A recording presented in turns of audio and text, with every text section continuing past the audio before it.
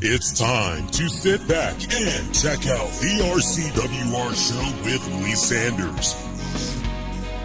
Get fun, in-depth coverage and analysis from the latest in professional wrestling in AEW, WWE, NWA, Impact Wrestling, or the world of entertainment.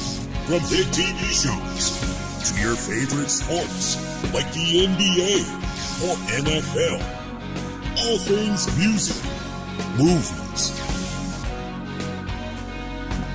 and beyond, while trying to make sense of this crazy world we live in.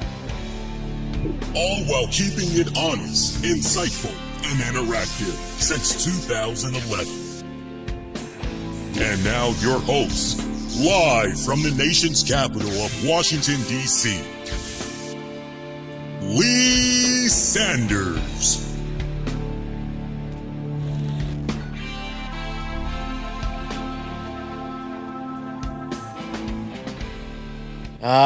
Very good Monday morning to you guys. It is March 16th. 316 day. Oh, good God Almighty. 2026. We are literally minutes removed from AEW Revolution, which literally wrapped up on pay-per-view. Shout out to those of you that's tuning in right now. It's so hilarious because at one point, I actually remember when my wife went to bed. Because normally Sunday nights, she likes to get to bed a little bit early because she has to get up for work so early. And so she said goodnight to me and everything, I would say just right before 10 o'clock on the East Coast. And then like 2 hours plus later, it was definitely way past midnight. She wakes up at one point and she goes, "God damn, this shit's still on?"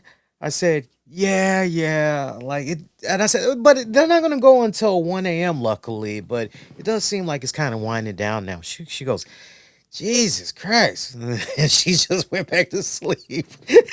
But no, seriously, tonight for AEW and what they did with the Revolution pay-per-view from the Crypto Center in Los Angeles, California, overall solid event, although there was a couple of areas that just kind of made me cringe a little bit. Definitely that main event match between Hangman and MJF. It definitely left me going, man, AEW per Tony Khan, it really is for the sickos there, huh? Because I mean, if you wanted to say up until the main event match that everything was just, pretty solid freaking card overall, but then you get to some, that right there is, yeah, that's why some people look at AEW the way that they do.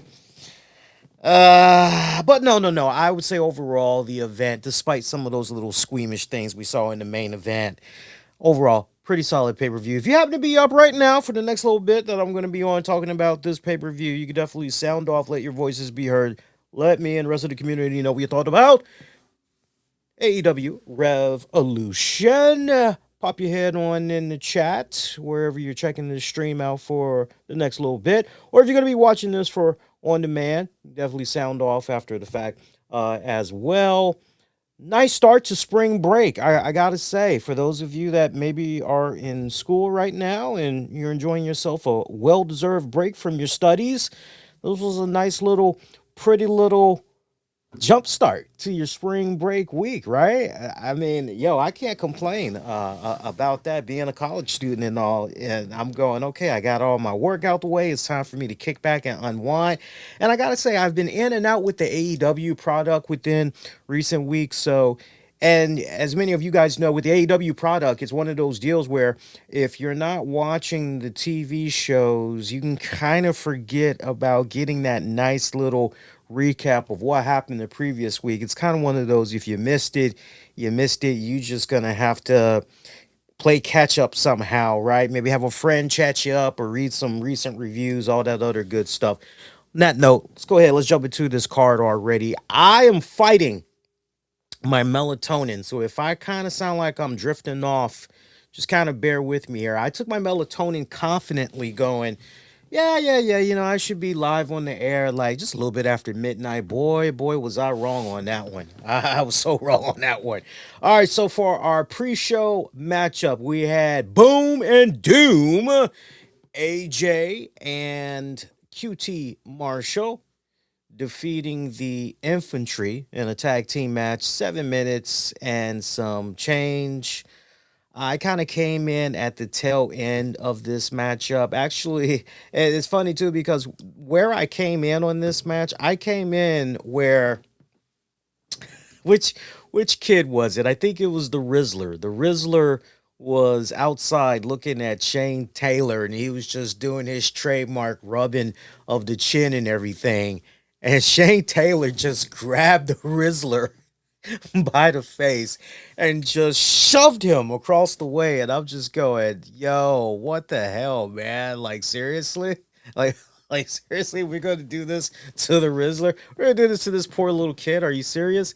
And then, if I'm not mistaken, Shane Taylor, I believe, right before that, he actually came in contact with comedian actor. He's mainly known for his work on Whose Line Is It Anyway, which is just one of the best improv comedy shows that's out there, where you just watch the best of the best do what they can do with what little they have in real time, no rehearsing and all that whatsoever. Go check it out if you've never watched it before.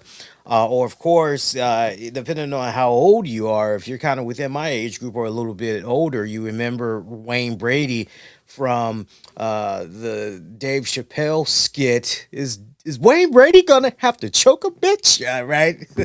That's right. You got to go back and watch that. It's just hilarious stuff. Wayne Brady was in attendance, and Shane Taylor was talking hot trash to him. Knocked off his hat. Brady decided, okay, we're really gonna get down like this. All right, so he took off his prescription glasses, handed them to his friend or whoever, and he stood his ground and everything. And Brady did go in with a slap. I remember Shane Taylor came right back. And I think that's maybe when Rizzler got involved. I'm not really sure, but I just remember Rizzler just popped up rubbing his chin and then he just got knocked on his ass.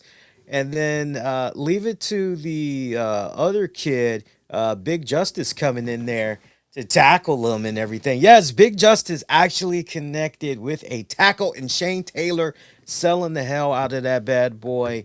Boom and Doom actually picking up the W. Now, this is one of those moments where if you haven't been checking out the AEW product in a good minute, you're going, wait a minute. Now, all of a sudden, QT Marshall is a good guy. QT Marshall is now on the same team with Boom, with Big Justice and Rizzler and all them. And wait, huh? Just got to stay with it, folks. That's just how it is. Meanwhile, moving on to our next pre-show matchup, Willow Nightingale getting a victory and retaining her AEW TBS championship, defeating Lena Cross. This was actually my first time seeing Lena Cross. I did, while I was watching this match, do a little bit of research on her. Or get a taste of her bio, how long she's been wrestling and everything. Great look. I mean, she's definitely got a great look, very commanding presence and everything.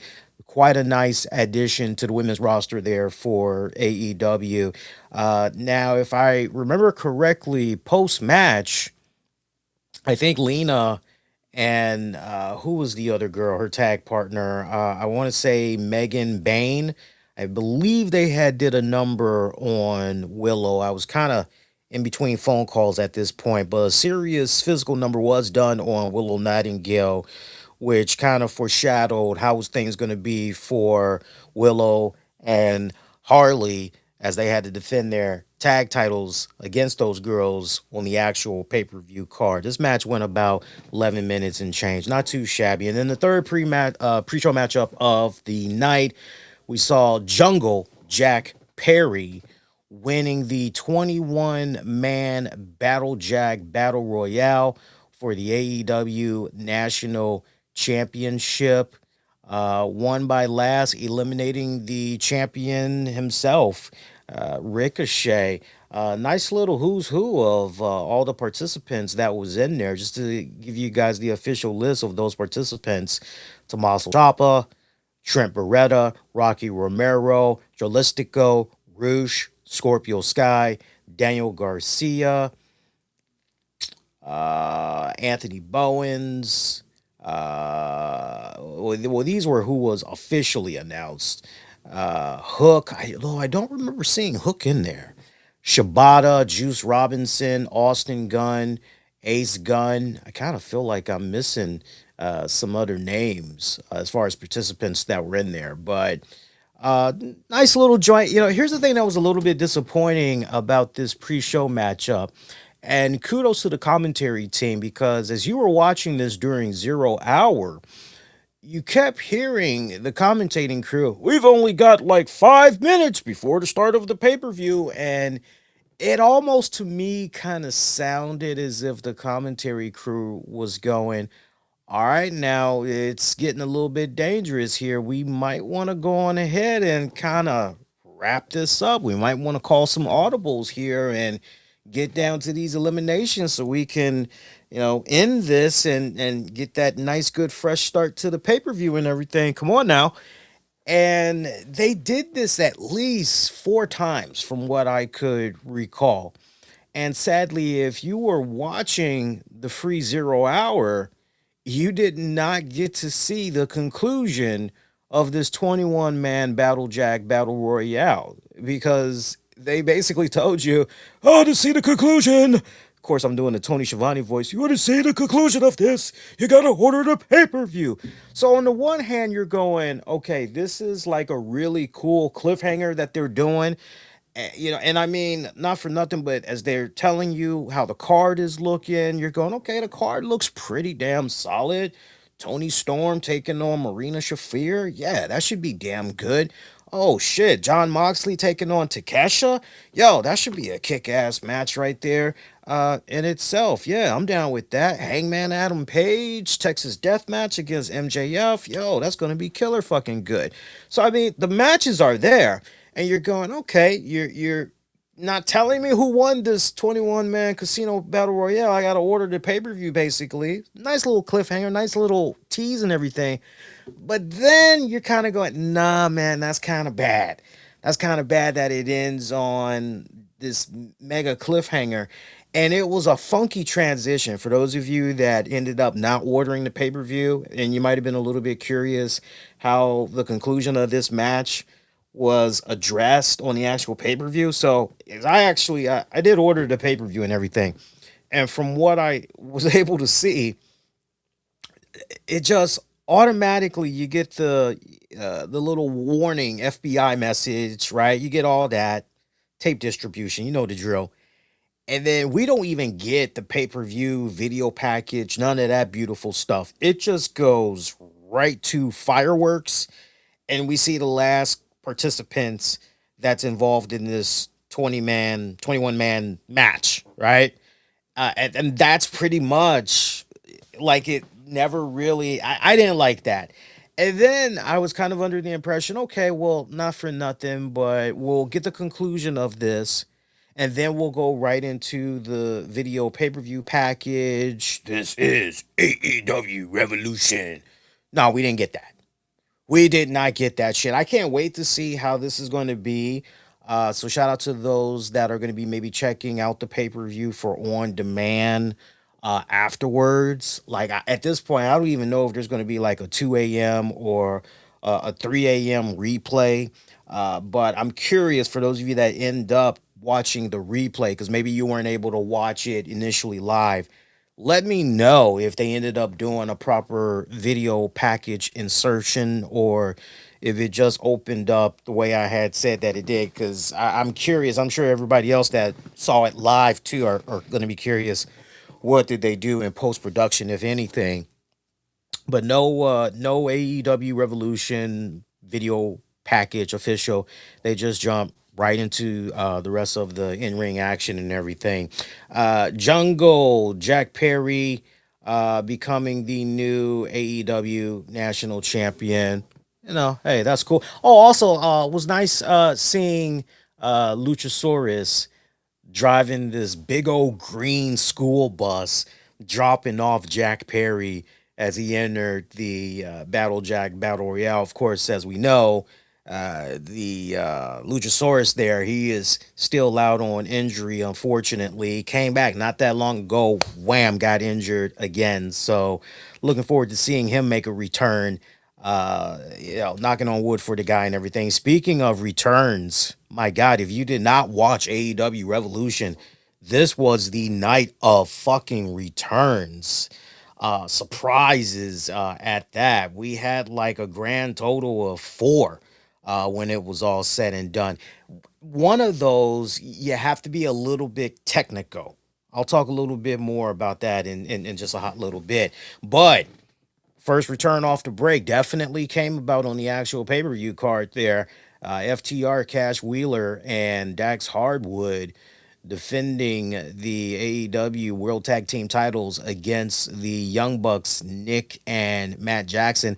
Nice little video package for the Young Bucks as the Young Bucks actual kids were put in the montage talking about how cool their dads are, how they look up to them and everything. For some of them, hey, they're just dad. It's a nice little touching little. And then when you see the Bucks come out, they've got all their kids with them hitting the poses and all of that good stuff. Now, those of you that like a little bit of crude humor, some of you may go, Lee, it was kind of hard to decipher which one were the kids and which one were actually the young bucks. Ha ha ha ha ha ha ha ha ha. I see you on that one. But no, it was a nice little video package that they did. FTR, they just came out to their usual theme entrance, although they were wearing Boston Celtic colors for their gear, which I thought was a nice dig to Los Angeles. Big Stokely coming out in a wheelchair there, milking it for all it's worth. Good stuff. FTR defeating Young Bucks for the World Tag Titles, 18 minutes, 15 seconds. You know, one thing that was kind of interesting about this, I had shook it off early on as I was watching the first couple of minutes of this match, and then instantly I just happened to see blood. Like already we got crimson. And my wife goes, Jesus. And I say to her, what's wrong? It's like, God damn. It's like, it hasn't even been 10 minutes and we've already got blood. I'm like, yeah, yeah, yeah. Well, I said, well, this is AEW. You know, they like to get all their shit in every single match. And she's like, yeah, I hear you, but you don't know where some people have been and everything. And I told her, I said, I hear you. I said, but not for nothing. They've probably tested everybody for,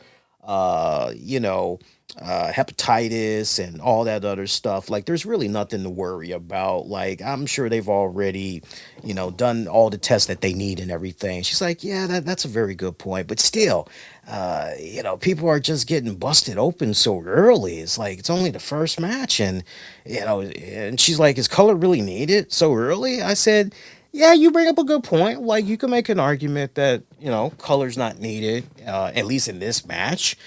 Maybe not so early. And I told her, I said, she wasn't aware of the full card. And I told her, I said, look, not for nothing, but we got a Texas death match for the main event where it's just going to be balls out stupid. Like, and if you need color anywhere, that's the match where you want to have the most color. Like, but for me, and I told her, I said, for me personally, I've seen FTR and the Young Bucks go at it many times over the years. Look, the names of these tag teams, it just speaks for itself. Young Bucks, FTR, like enough said. You don't need no color. You don't need anything else. Just let those four men go out there and fucking tear it up. That's all you need to do. So I kind of understood where she was coming from. I think other people may differ. Other people may have felt, nah, the color was just fine. If anything, some people might have actually said, not for nothing, but maybe it was accidental too much color. Maybe it just meant to be a little tiny little bit of color, and the blade job was just wrong or whatever. Whatever the case may be, I thought it was just a little bit too distracting, given the type of match that it was and everything. That's just me personally, but Good tag match between all four men. Did not disappoint. I mean, for me, not for nothing, I've seen these guys lock up many times over the years in AEW. So it was, you know, you tell me FTR and Young Bucks are gonna go at it, and it's on a pay per view. I'm already going. Well, I know I'm gonna be entertained. I know I'm gonna have myself a really good match on my hands. The guys did not disappoint whatsoever. So I can't sing nothing but enough praises for all four men and the work they put out here in this one. When I look back on all the matches in general, this one for me, definitely one of my favorites of the night. Yes, I know, crazy, right? Especially for I know some of my readers from my 401 Mania days, they may find that to be a little bit surprising because but truth be told, I would always be 50-50 when it would come to the Young Bucks. Because when I was doing the Rampage reviews and then some Dynamite reviews, and I got to see Young Bucks in action, I always, stood in the same position, which was, Young Bucks are 50-50. Like, we're either going to get Young Bucks that's going to show up and they're going to put in a really good performance, they're going to leave you nodding your head, damn, that shit was good. Or we're gonna get the Young Bucks that's just basically, but then you got some people that are like, nah, they ain't doing nothing for me, Lee. They just doing the same old shit. Nah, they actually rose to the occasion on this one, as far as I was concerned. Now FTR was not able to celebrate their victory too long because we saw on little Titantron these graphics that appeared and you're looking at it and it goes revenge maybe what are we talking about here? And it turns out the graphics belong to one Adam Copeland, Edge, making his return. Let his hair grow out a little bit longer. It's not old school Edge hair that we remember, but let's not forget one of the last times we saw Copeland, he was pushing this weird looking mullet. Well, that mullet is now gone. Thank God. But wait. He brought somebody with him as FTR was ready to throw it down. They're looking at Copeland going, okay, 2-on-1 handicap. Easy to do. Easy. Well, Christian Cage made his return as well, jumping FTR from behind. Copeland coming in there. It's just so weird for me to keep calling this guy Copeland. I keep wanting to call him Edge so bad. You guys got to forgive me, but forgive me if I slip. Yeah, somehow FTR was able to roll out. And then from there, Young Bucks, they kind of stared at Copeland and Cage, kind of like, huh? Right. So you kind of see where this is going now, right? Young Bucks, they obviously, at least the narrative that kind of seems to be painting right here is Young Bucks still got some unfinished business with FTR. But now we've got Cage and Copeland back. And they essentially on this night are calling their shot at the tag titles next. But then, what do you think's going to happen right here? Is it maybe going to be a three-way dance? Ultimately, we'll have to check into coming weeks of AEW programming, see how all that pans out and everything. Quick sidebar, I know the Oscars were earlier tonight. Congratulations to all the winners. I definitely joined Conan O'Brien in his closing shout out to Martin Short and what happened with his daughter last night. But again, shout out to all the winners of the Oscars. Big shout out particularly to Michael B. Jordan. My God, I watched this guy as this skinny little 12-year-old runt on The Wire.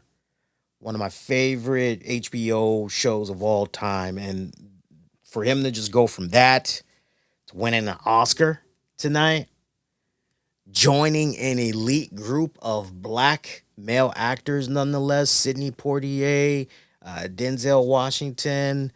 I mean, that's just wow, history, man. It's beautiful. It's beautiful. That's all I got to say. It's beautiful, man. But again, congratulations to all the winners. Let's talk about some of the other matches that happened on tonight's AEW Revolution. So we already told you about two returns: Christian Cage, Adam Copeland. We had another one that appeared in our next matchup, which was Timeless Tony Storm, as she defeated Marina Shafir. Remember, in this match, everyone was banned from ringside. Timeless Tony Storm getting the victory, 9 minutes, 50 seconds.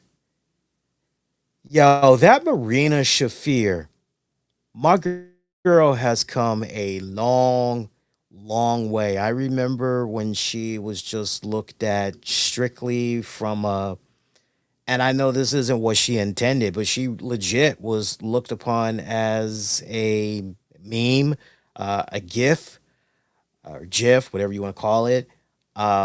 She was not looked upon as a legit threat whatsoever. And leave it to John Moxley and crew, to really take her under the wing and really clean up that initial funk that came about her. And now she's just this absolute badass. Like, seriously, if you want to talk about, comeback, way to take somebody, and they started off bad in the same promotion, and then, like, just give us a year, just give us a little bit of time, we'll turn this around, we'll make this person better.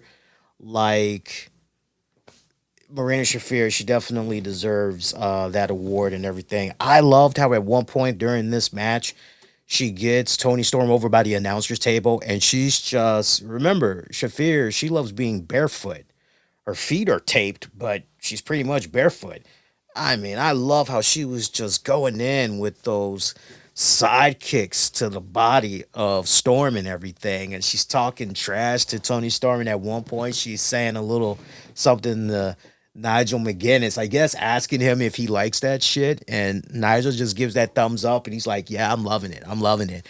The action goes back into the ring, kind of, where Marina tries to get in a couple of more kicks. Tony Storm actually catches one of those kicks and just starts gnawing at the foot. Action rolls back inside the ring. Shafir tries to go for another kick. Storm nibbling on that foot yet again. Gets in some offense. One point, Shafir is in the corner. Tony Storm connects with a couple of hip attacks. Oof, some good stuff right there. I was loving this, man. I was loving this match. Shafir, she wanted more. I mean, despite getting a couple of those hip attacks, she was like, bring it. Like, give me your best shot. And Storm did not disappoint. And she connected again, followed it up with a Storm Zero near fall. Match continued. From there, Storm looks for a headbutt. It gets countered right into the mother's milk. Storm works out of it somehow as she managed to bite one of the breasts of Shafir, eventually setting up a small package. That is how Tony Storm picks up the win. But wait, post match, as we see Storm collapse over on top of the ramp area, because obviously she just got herself one hell of a victory here, right? I mean, this was an upset win if you really stop and think about it.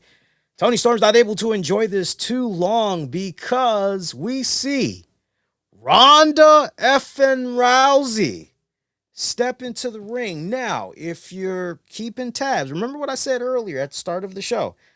I said one of those returns, you kind of had to get a little bit technical.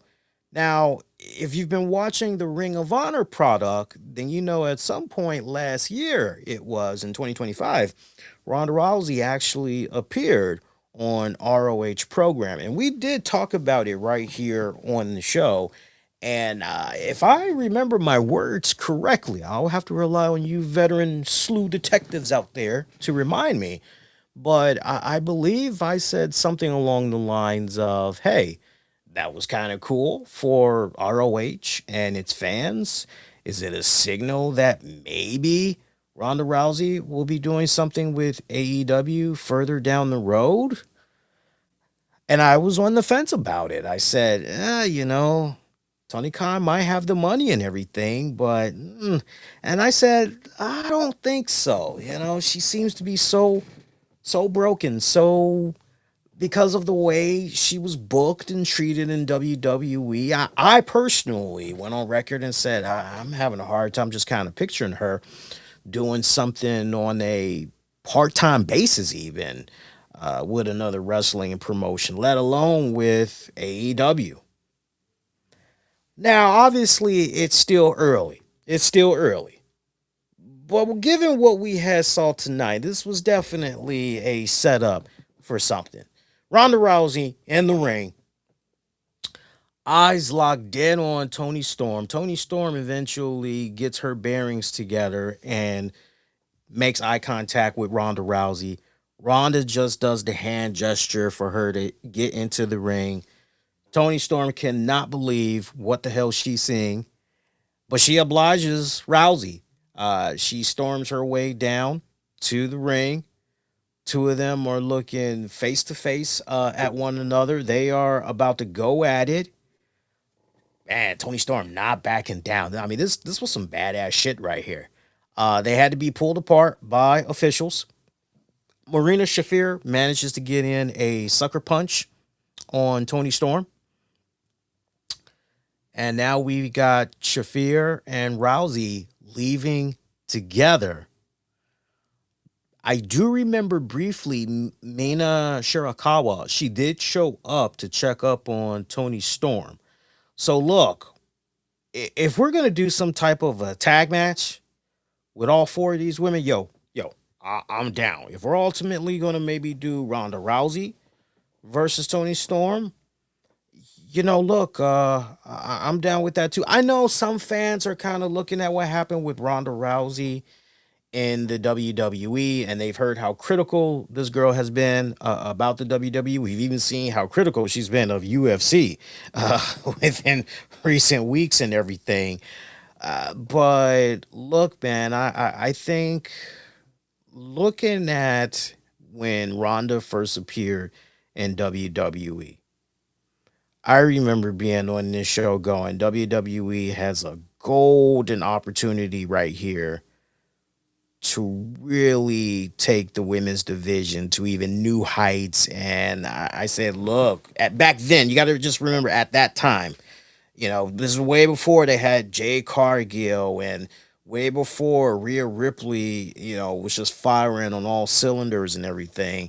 I said, look, if they do Ronda Rousey just right, this is someone that can essentially be their female Brock Lesnar, if they book her right and everything. And, they did this girl so wrong, and if you happen to have read her book and just, look at some of the interviews that she's put out there, you really kind of get the impression that by the time WWE was done with her, it just really broke her spirit as far as contributing to pro wrestling and everything.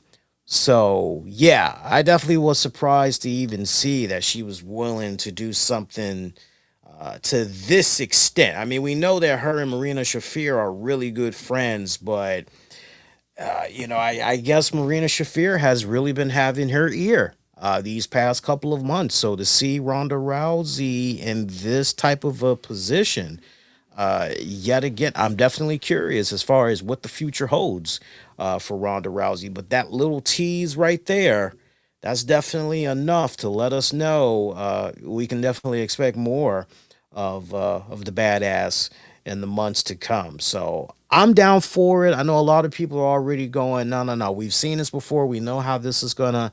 I say let's go on ahead and let's let this breathe. Let's see how this plays itself out. If you guys are enjoying the AEW Revolution post show we're bringing to you live right now, as it is 1:15 a.m. At the time that we are happen to be live on the East Coast, do me a huge solid. Make sure if you haven't done so already, hit the likes, all that jazz. Really helps a great ton. Nice way you can say thanks for the post show stream. Next matchup. AEW Continental Champion, no time limit, Jon Moxley defending successfully against Takeshita. Technical submission too, I might add. 23 minutes, 25 seconds. Definitely one of my favorite other matches of this entire card. Uh, I dare say I think I'd be willing to put this in my match of the year candidate folder for 2026. I love this. I love this.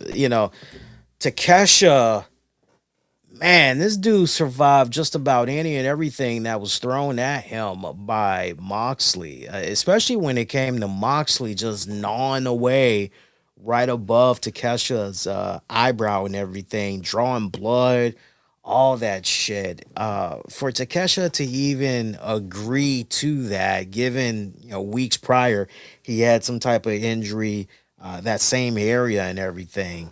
Um, I'm just going, this wasn't even. I mean, can we even call this really a technical match? I mean, it had a little bit of technical stuff that was going on in there, but it was mainly a kind of like a brawler style kind of match. I personally felt, but like either way, both men and they complimented one another in this ring for what it was worth. I mean, this was some really damn good, fantastic work by both men, but Takesha particularly. I'm looking at him, and my God, it goes back to my wrestling writing report days uh, when I was covering Takesha particularly.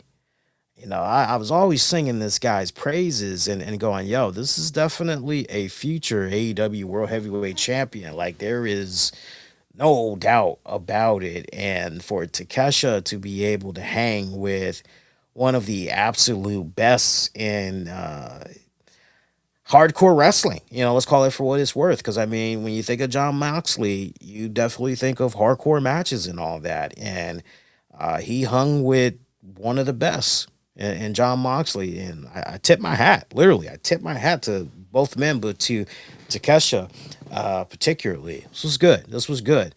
I can't wait to see what this does for Takesha, particularly, and future involvement with the Don Callis family. Now, you guys got to forgive me, but last I had saw when I was watching AEW regularly, Takesha was with the Don Callis family.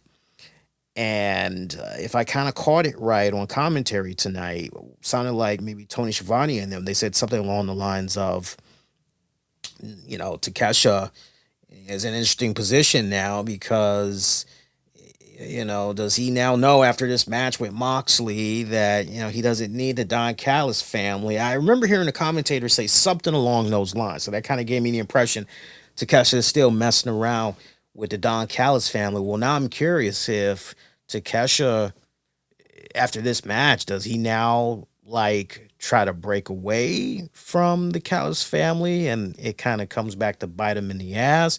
Like, is Tony Khan and crew now entertaining the idea of, okay, let's now take this guy, Takesha, and let's now get him over as a super baby face? Or, like, I'm very curious how that's going to go and everything.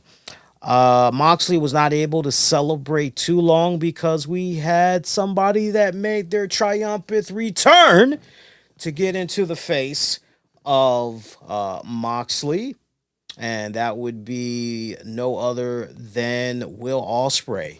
It was kind of funny, the video package that they put together for Will Ospreay, because for his video package, I got to say, I thought I was watching Bill Bixby, the Incredible Hulk there with Lou Ferrigno, just some of the stuff they were doing. And then I had to look real closely and go, wait a minute, is that Will Ospreay? And I know he had surgery and all that, but he looks much smaller. I didn't recognize him at first. Even when he ultimately came out, I was like, who is this guy? And then the music came on. Oh, okay. And then I'm getting a better look at him, and that's when I see the face. I go, oh, Will Ospreay. He takes the shirt off. I go, wow, he's much smaller. This guy used to be, more bulkier and everything. But hey, I get it. The surgery and all that. That'll definitely do that to you and everything. Gets into the ring with Moxley, delivers the hidden blade. Other Death Riders swarm, try to attack him, but he manages to break free. Hits a twisting moonsault to the outside, catches the guys and everything. Moxley bails as Osprey is kicking back, hitting the poses and everything. And you kind of get the message right there, right? Osprey, Moxley, they've got unfinished business. Moxley essentially kind of putting Osprey on the shelf, so to speak. So, even though Moxley might be kind of turning a new leaf, kind of winning fans over, right? And he's kind of one of the cool guys. Still some unresolved issues with some members on the AEW roster, right? You kind of get that in a nutshell. So that should be kind of fun to see what's going on with them. Going into our next matchup, we actually hear from Renee Paquette, who's in the medical room with the Babes of Wrath, checking on if Willow Nightingale was clear. Willow confirms that she is cleared, and she's going to be out there because she doesn't want to disappoint her tag partner in Harley Cameron. So sets up our next match: AEW Women's World Tag Team Titles, Babes of Wrath versus what are they called now? The something weird, the Dominion whatever collection. I just sounded kind of weird when I was hearing the name. I'm going, okay, whatever works for you there, Dominion dominance, whatever, right? But Megan Bain, Lena Cross, Megan Bain winning those tag titles in about 5 minutes. This was actually for your pay per view card, the only shortest match on the entire event. Um, this match for me, from what I was paying attention to, it barely broke 5 minutes. Definitely a dominant showing by the new tag champions. The few times that I was checking in on the AEW product, was keeping tabs there on Megan Bain. This was her third attempt at the AEW tag titles there, right? Third time's a charm. She's got the right partner now with Lena Cross and everything. Um, I like this. I like this. You're accomplishing two things here. One, you're definitely acknowledging that Bane has been on the rise on the AEW roster, as some of you all had pointed out to me and helping me fill some of the gaps from some weeks back. And somehow we got on the topic of Megan Bane and everything. But then the other thing that you accomplish in this as well is by Cross being attached. And remember, Cross, she's still a relatively newcomer to the AEW roster and everything.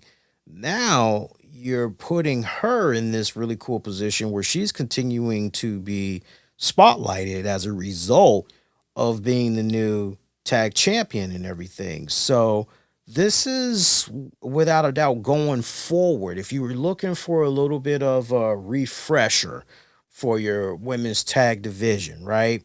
You definitely found the right combination here with these two girls and everything. So, look, for me personally, as far as what I would love to see happen next, what I love to see Harley Cameron and Willow Nightingale go after the tag titles again.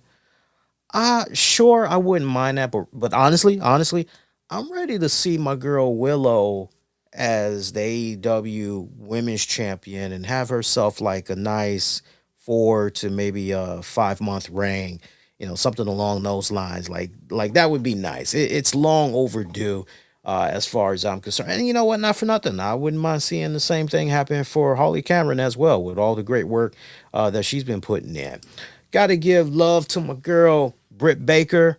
I know that all these returns that we were seeing, it made some people go, yo, all these returns, what's going on with Britt Baker? Can we see her make a return? What the hell?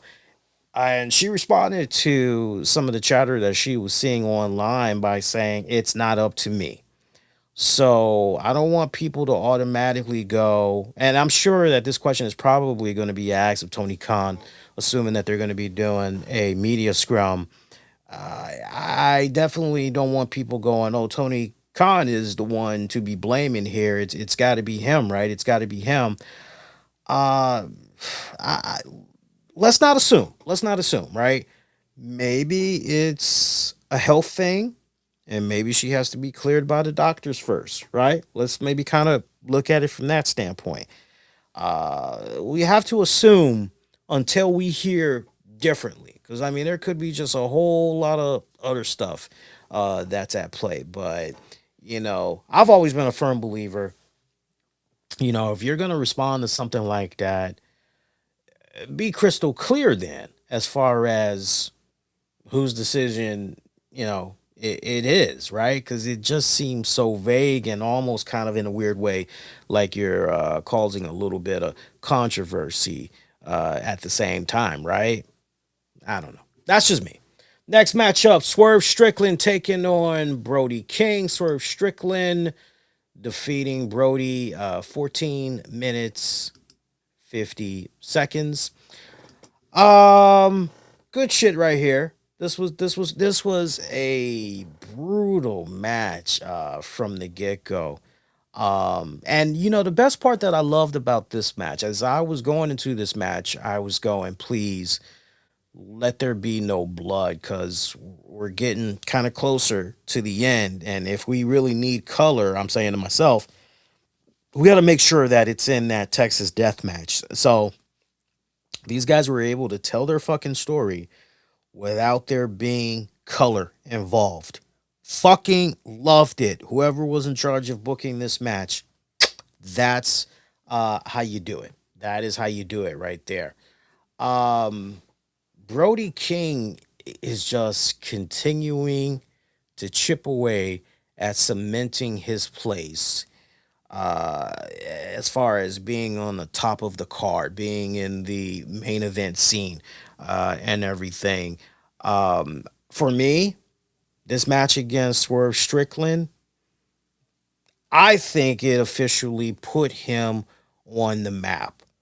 Like, you now have to look at this man as a future main event player. Okay. Yeah, he had some good stuff before, right? Definitely prior. But like for me, on this night, the big man, even though it was a defeat, he definitely arrived here and everything. This was good. This was actually pretty good for what it was worth. Post match, cinder block was getting set up there on Brody King. This was about to be a very big, ugly moment there for the big man. When we hear the music of Kenny Omega, Kenny Omega is back, pretty much runs off Nana and Swerve. So, Omega, Swerve.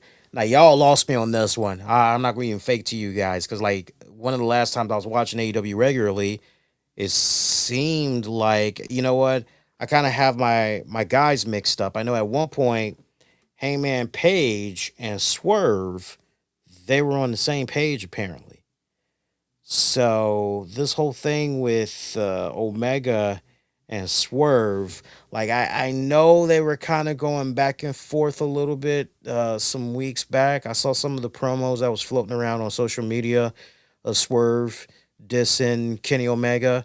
Some really good shit, right? So I know they've been kind of teasing those two guys. I guess tonight officially is now, all right. Now we're gonna embark on the next chapter, between these two men, and yet Brody King is still gonna be involved. You just can't help but go, well, if you just can't help but go though, well, if Swerve and Omega are gonna be in the mix there, you would still like to believe that Brody maybe isn't quite done with Swerve, not just yet. And then Brody and Bandito, right? Bandito, how's he gonna personally react to what all had went down there with the match tonight? Are we maybe gonna kind of see something a little bit similar to what Dragon Lee was doing there for AJ, or week after week he was trying to get the jump there on Gunther until they had the little match. Can't help but wonder if we're going to kind of see a similar thing happen with Bandito and Swerve. Kind of be a nice little change of pace. AEW Women's World Championship match, 2 out of 3 falls. Thekla successfully defending against Kris Statlander. Overall winner of this one, still your women's champion. Is it Thekla? I used to look at it. I think it's Thekla. I used to look at it and call her Thekla. 17 minutes and some change. Um, Seems like the momentum of the in-ring action up to this point, we kind of went a little bit down a little bit, but then somehow the crowd was brought back. Um, I don't know. I don't know. I mean, up to this point, you can kind of look at all the belt shenanigans that was going on, and you could definitely say that this feud can definitely be stretched out some more in the coming weeks and everything. Um,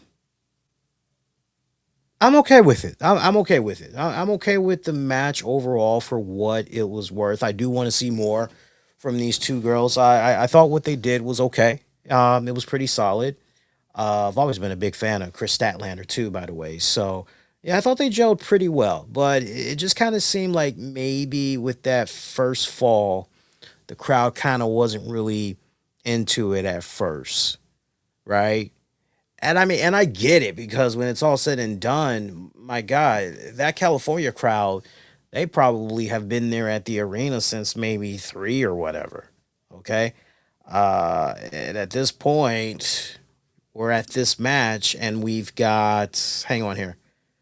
And at this point, we've got 4 more matches to go. So I can kind of understand it if the crowd was starting to feel a little bit, okay, can we maybe kind of wrap this up now? Be kind of nice. I can kind of get that, but good match.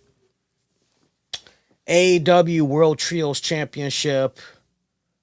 Okada, Cal Fletcher, Mark Davis versus Jet Speed and Mystico. We got ourselves some new champions as Mystico and Jet Speed. They're your new trios champions. And with that, Mystico is officially all delete. Tony Khan had made the announcement on social media earlier in the night for what it was worth. Fun little match. I thought it was a little bit too long-winded for my personal taste. Um, that's about really all I can say. Now, for others, they may look at this match and say, no, no, no, insane of a fun match. Nice, good, fun, high flying stuff. That was all over the place. All the guys getting in their shit. No, no, no. This was pretty good. I thought they could have dialed it back just a little bit. For me, 17 minutes was just a little bit too long. I would have been fine if these guys just went at it for 10 minutes. Bandito taking on Andrade El Idolo. Andrade picking up the win here, 20 minutes and some change. Did Andrade and Bandito really need 20 fucking minutes in this? I don't personally think so. But I am a fan of Bandito. I love me some Bandito. I already know what Andrade is capable of. I'm still a little bit on the fence and trying to see how AEW is really gonna make things this second go round, whatever you want to call it, third go round. I'm curious to see how they're really going to, if at all, kind of take this dude to that next level and everything. Because I mean, he's got a great look and all of that. I don't know. I'm just still, the verdict is still out on Andrade for me personally. But Bandito, I'm going, yes, like any and everything that you can do with Bandito, whatever cool way you can show off how fun and creative and insane that you can be with Bandito, like fucking do it, right? And he definitely had himself a good dance partner in Andrade to really be able to showcase his skills and everything. That's another one, not for nothing, but under the right circumstances, I could see him also being I don't know about a world champion, maybe an international champion, but never say never.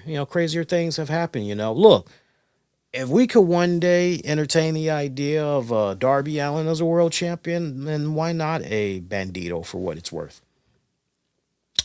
Speaking of Darby Allin, Tornado Trios match that was up next. Roderick Strong, Orange Cassidy, Darby Allin versus the Dogs, Clark Connors, Gabe Kidd, David Finlay.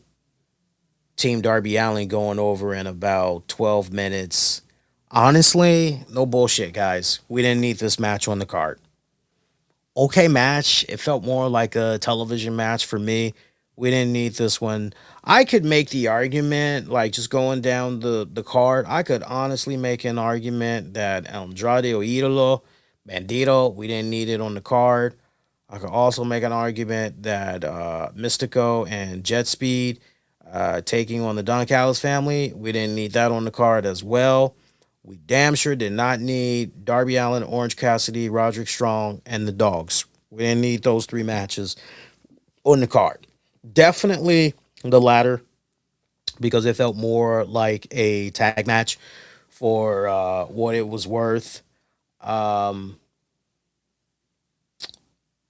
I kind of feel though that the main purpose of doing this match on a pay-per-view was to basically give the Dogs some type of pay-per-view exposure, right? That's how it kind of comes off to me if you want to try to make sense out of it. But the match wasn't terrible. It just, I mean, like I said, it just up to this point, it just felt like filler. And it really felt like it didn't complement the pay-per-view overall. If anything, it just kind of brought it down a little bit for my personal taste. AEW Men's World Heavyweight Championship Texas Death Match, MJF versus Hangman Adam Page. MJF retaining the championship. My God, I think these guys went at it for like 50 fucking minutes. I'm looking at my show notes now to see the official. I've got them down for 48 minutes. That's what I got down on my end. I got down 48 minutes. So like I said, like almost 50 fucking minutes that these guys had went. Uh, this was insane. I enjoyed this match for what it was worth, especially seeing MJF come out with the Terry Funk tights. And it was awesome hearing some of the fans chant, "You are Terry Funk." It was nice hearing that. Um, I gotta say, I kind of lost my shit, like literally, when I watched MJF pull out a bag from under the ring, and there is a syringe that was in this bag, and he sticks the syringe through the cheek of Page and squeeze it, and liquid comes out from the other side. Brian Danielson did not sound happy at all with what he was seeing. I mean, he just sounded utterly beside himself. You can't help but wonder, like, damn, Danielson, that's either some damn good acting that you got going on there, or you and Tony Khan had talked about some of the spots in this match and you felt one way and maybe Tony Khan felt another, and hopefully you all were on the same page and you knew that this shit was coming. Otherwise, um, I just felt the spot was unnecessary. I felt really sorry for the little kids that happened to be in attendance when they were seeing this. But to counter, I do also recognize that AEW is for the more older wrestling fan. I do also recognize that AEW is not, they may say, hey, look, our tickets are very affordable. We welcome everybody. We welcome the whole family. Like, our tickets are affordable. Come see our shows. But AEW is not exactly for the kids, right? So I felt bad seeing the little kids scared look on their faces. They actually showed one kid who was literally crying seeing what was happening. And I get it because visually you're going, what the hell am I watching? Like this looks so, intense. This looks scary. This looks like I totally get that. I totally get that. But you can make the argument that it's the job of the parent to right. That's where it gets all right. So we got to be careful with that. Uh that was sick. It took me a minute to recover from that spot, and then later on we saw Hangman introduce a piece of window that was attached to a wooden frame, and you're going, okay.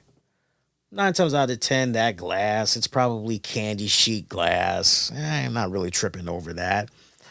And I love the way I'm trying to think if it was Hangman. Yeah, Hangman wasn't the one that broke it. He brought it in, and he was gonna somehow use it on MJF as Hangman put it in a corner. Then he went towards MJF, and I can almost hear the audible, hey, counter me or whatever. MJF does counter him, lays him out, and then goes for that window frame, and then basically just blop on hits it on the matte canvas as the glass shatters in pieces and all that. Both men end up going back and forth as they were trying to do Alabama slams on one another, and it kind of was getting reversed that way. I do remember ultimately Hangman got the upper hand.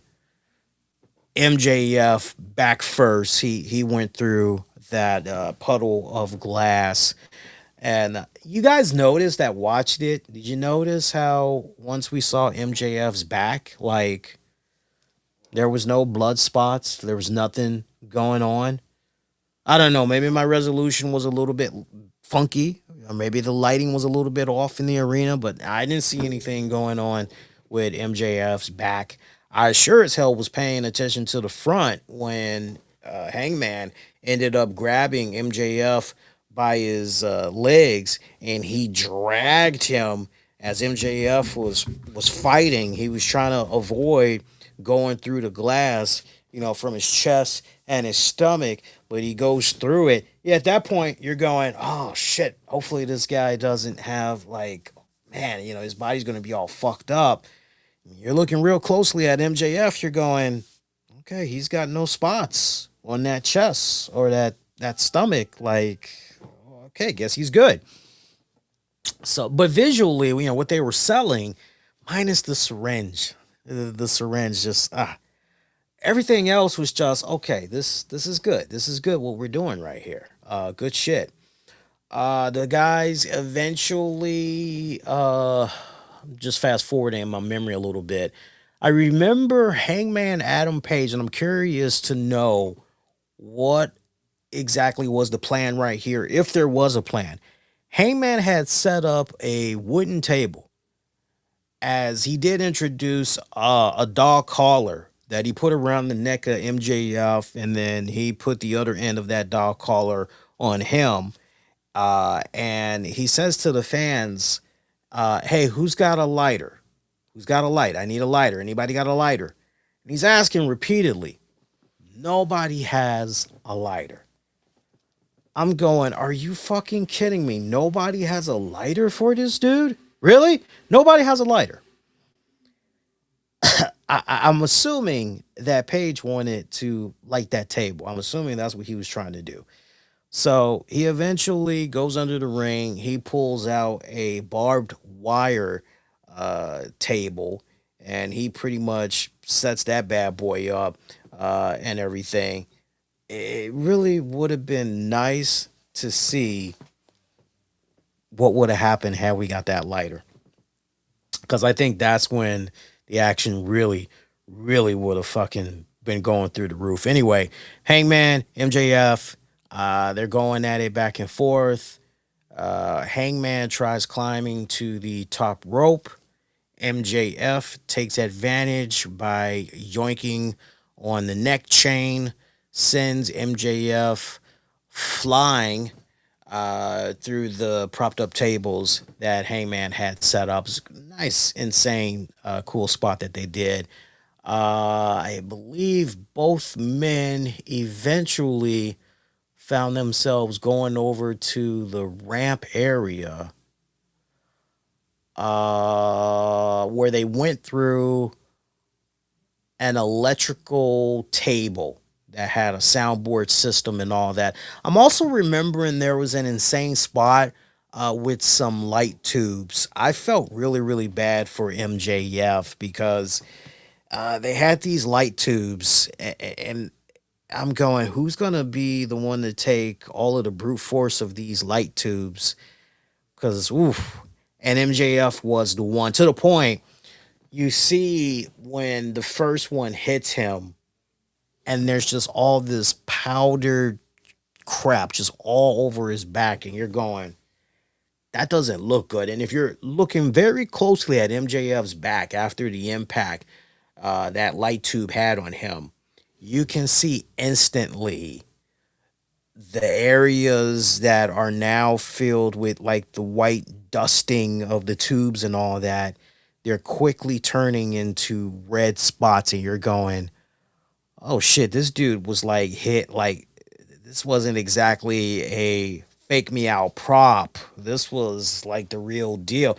And then Heyman goes with another whack because he takes another light tube to the back of MJF. This one was more closer around the neck area, and kind of like the same thing that you were noticing with the first spot. You're going, the blood just came almost like instantly. It's fucking insane, and it just made me kind of cringe and go, shit, you know. But again, Texas death match, right? Right. That's all you keep saying to yourself, Texas death match. So, but yeah, both men, they went through that table over by the soundboard area, sound equipment area, and everything. Both men barely were able to rise before the count of 10. Just kind of fast forward in a little bit. I'm trying to remember what else had happened. Both men came to their feet. They kept whipping each other's asses, going back towards the ring, from what I remember. Yeah, it's coming back to me now. Final moments of the match. We saw Hangman Adam Page. He did. Didn't he go for a buckshot lariat? I think he went for a buckshot lariat. Covered MJF. MJF somehow kicked out. Hangman's going, oh shit. And I guess at this point, Hangman decides, okay, well, maybe I need to somehow connect with another buckshot lariat. So Hangman tries to ultimately set himself up for that and everything. But then Hangman ends up clocking him with the dynamite ring that's on his pinky finger. And that pretty much knocks out Hangman. And MJF quickly, as Hangman, is like knocked out and he's getting ready to just collapse and fall, MJF quickly grabs on the chain and he just starts pulling real fucking hard on that chain, as now Hangman is dangling from the apron and he's kind of holding on for his dear life and everything. But Page just pretty much collapses, passes out, and MJF is pretty much able to retain the AEW World Heavyweight Championship that way. I do remember too, because I could have sworn MJF. Yeah, MJF. Like right before all that had happened, I remember MJF had took the AEW title, and he clocked Page over the head with it, thinking he was going to be able to win that way, and Hangman just popped up and everything. No sold that bitch. Ultimately, it was kind of funny the way that went down. But no, Hangman winning with a little bit of help from that Dynamite ring, and it's kind of funny, but not funny when you think about it. But it is actually funny, the fact that Hangman introduced that dog collar, and that's essentially what did him in.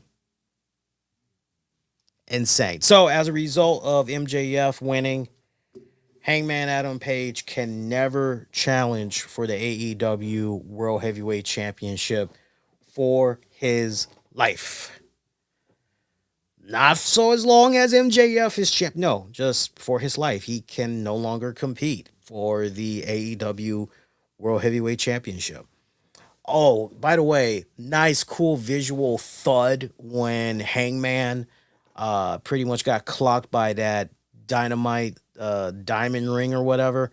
Fucking hilarious how when Hangman was selling it, his head knocks into the cameraman and you just see blood smeared on the lens. It was fucking hilarious because afterwards they kept coming to that same camera angle and you can't see shit because of the blood. And you're just going, can somebody just take a cloth real quick and just hook this guy up? What the hell? MJF celebrates with his title as we're watching what we can see through that bloody lens. He pretty much stands over Page's limp body that's on a stretcher. And that's pretty much how Revolution wrapped up and everything. Um, AEW delivered a very damn good, strong pay per view. I felt for what it was worth. We could have honestly done without three matches, as I said a couple of minutes ago. Great seeing the surprise returns there of Cage and Cope, Osprey as well. Kenny Omega's back. The Ronda Rousey appearance, that was golden as well. Um, you know, AEW's in a really, really good spot right here. Look, as far as the in-ring action goes, um, compared to what I've seen from the TV shows, definitely a step up. Um, Tony Khan and crew, I know they always try to do their best to deliver when it comes to the pay-per-views, but I've definitely seen my fair share of AEW pay-per-views in 2025 where I just kind of was like, filler. This was one that just felt like, you know, nah, you really got your fucking money's worth as far as entertainment. Yeah, we can say what we can say about, these pay per views are a little bit too long. We know how Tony Khan likes to roll by now. We know how he likes to roll by now. We've been we've been situated to expect 10 matches, 11, 12, 13, like, so what you're getting yourself in for and everything. um Main event match though, I gotta take a couple of points off. It went way too fucking long for what it was worth. We should have trimmed that. It should not take 50 fucking minutes to make your point. We should like 30 minutes tops. And that's being very generous. That is being very, very generous. 30 minutes tops. But yeah, I'm just looking at the match card. My absolute favorite match and my least favorite match. My most favorite match, I still gotta go. This may surprise people, but I gotta go with Moxley and Takeshita. That was actually my personal favorite. And then my sleeper hit favorite match, my personal sleeper hit favorite match, I gotta go with Timeless Tony Storm and Marina Shafir for what it's worth. Least favorite match. Oof. Least favorite match. Darby Allin, Orange Cassidy, Roderick Strong taking on the Dogs. If I have to choose one, that's definitely the one that I'm going with. So, but yeah, keeping it in mind, I'm just thinking about the entire card. Overall grade I would give for AEW Revolution 2026. I would say I give him a B. B as in boy. I can't go, or B as in bad to the bone. I can't go lower. I don't think I need to go any lower. Definitely not any higher. I would give the show a solid B. So that's pretty good. So that's like what, an 8 out of 10 essentially. Yeah, I'm staying firm at that. So I think the AEW fans will be kind of happy. Normally, I come on and I'll point out some stuff that kind of I'll shit on it and I'll shit on it and but you know me, I'll give praise where praise is due, and this was actually pretty enjoyable for what it was worth. So definitely is going to make me check out this coming week's AEW programming because I'm now very curious. Where does Hangman Page go from here? Like, yes, we know he can never compete for the AEW World Championship again, right? Where does he go? Right? He can never touch this championship again. So, you know, what happens now? What's the next threat of a challenger for MJF? How is that looking exactly? I'm sure we're going to hear from Cope and Cage. I'm curious if we're going to hear more in regards to Ronda Rousey. That's definitely, and remember, she's got that match coming up very soon. That fight coming up very soon. I'm actually going to be watching that. I'm looking forward to that.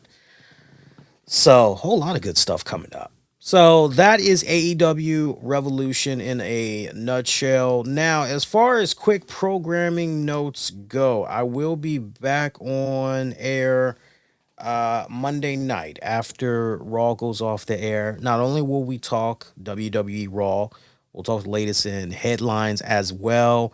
I definitely want to sound off about what's going on there with the OVW promotion. I'm well aware of the recent incident that occurred. I know that OVW is on a copyright strike spree. They are pretty much filing complaints left and right with anybody that is sharing the incident that had happened during a taping of one of their shows. If you don't know what I'm talking about, like, do your very best to get yourself caught up to speed. I'm sure that if you know the right places to look, I know some people were like TikTok. I don't know if it's still floating around on Twitter, but there is footage of what I'm alluding to. But we're definitely going to talk about that and the very latest in headlines. So make sure you tune in for that. We'll be live as soon as WWE Raw goes off the air. And shout out to our sponsors, because without them, content like what you're checking out right now would not be made possible. Shout out to the good folks over at Q4CD.com. That's Q4CD.com. If you've recently been diagnosed with prostate cancer or know somebody that's been diagnosed recently with prostate cancer, before making treatment decisions, get clarity from someone who's been there. A question for doctors: Dr. Williams, a retired lieutenant colonel and radiation oncologist, helps men and veterans understand their options and ask the right questions before moving forward. They've got a book that's full of really good, useful information that you can download for free. And ultimately, if you want, you can schedule yourself a private one-on-one consultation. You can do all that at Q4CD.com. Q4CD.com, because the right questions leads to the right decisions. Happy to have them on board as a sponsor of the show. Shout out to friends of the show. as well. And shout out to all of you. Y'all been representing all month long. Really, the start of 2026. I've been checking out the analytics. Shout out to the people overseas. Love that you guys are checking out the show and everything. Keep on representing. Be kind, rewind, check out previous episodes. You might have missed on demand and on the downloads, wherever you get your shows. Just search the RCWR show. If you haven't shown the YouTube channel some love, definitely show the YouTube channel some love. Just look up youtube.com/the RCWR show. Always uploading some fun content on there, exclusive content as well. We got some new foodie reviews that's up on there. There was one that dropped on Saturday, reviewing the new Lay's kettle cooked jalapeno chips. So check that out. And then in the coming days, it's already filmed and in the can. I just got to sit down and edit it. I reviewed the new Cheez-It pepperoni pizza. You can only get this in the frozen food section, apparently. So you guys definitely want to, if you haven't checked out the foodie reviews, trust me, you'll like them. Check it out when you guys get a chance. Get at me all throughout social media. Use the keywords, the RCWR show. And until next go round, my pretty babies, wishing all of y'all to be safe. Most importantly, be kind to one another. I'll see you guys next go round. Adios, y'all. Take care.